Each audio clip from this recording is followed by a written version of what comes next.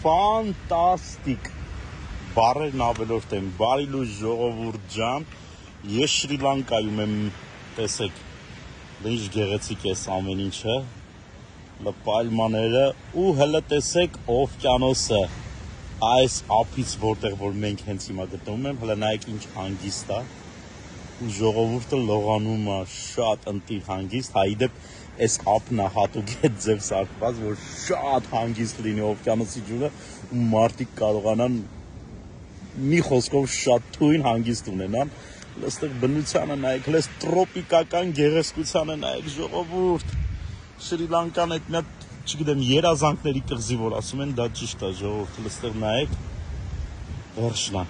այստեղ ինչ հատուկ սիրուն հանգստանալու տեղ է։